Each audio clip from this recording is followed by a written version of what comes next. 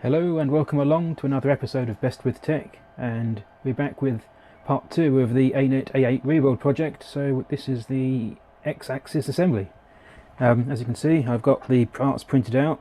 I have to admit, I really do love this filament. This is real filament translucent red PETG, and it gives you an almost candy apple red look.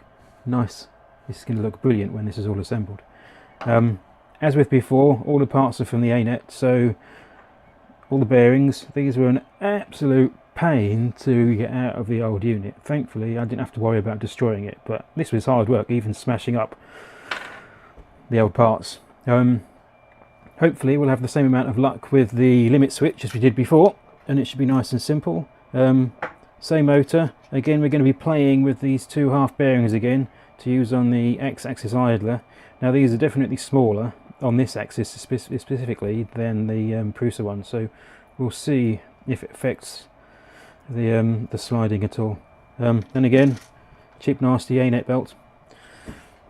So let's get building.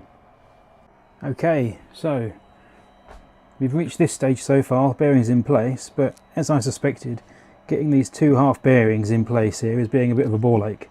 Now I thought, after me messing around for ages trying to get it to work, I'll show you how I've done it. This is the bodge. Stick them together with blue tape. Stick a screw on the end, gives you something to hold it. So you can slide this in, line it up, and then feed the screw through. Makes a pig of a job, a nice easy job. You can just stick your lock nut on underneath. Tighten that up, and then your blue tack will just pull off. Nice and simple. One nightmare job over. Anyway, there we go, moving on. Okay, so here we are. One X-axis assembly completed. This was remarkably simple, with nothing really to mess around with at all. Apart from getting those annoying idlers in. Straightforward as anything.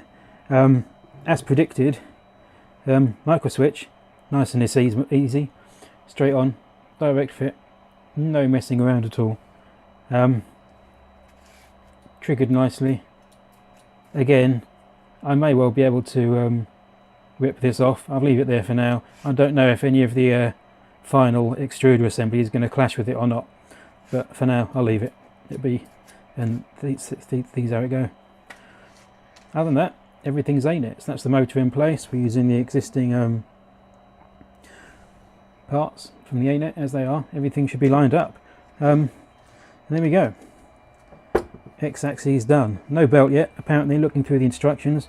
They don't use that until the end of the Z-axis assembly, which will be next, when we finally put all of our parts together and it starts looking like a printer.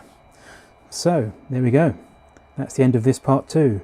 Again, if you want to be notified when part 3 comes live, subscribe and click the bell, and you'll be notified when the next part goes live. So until then, goodbye.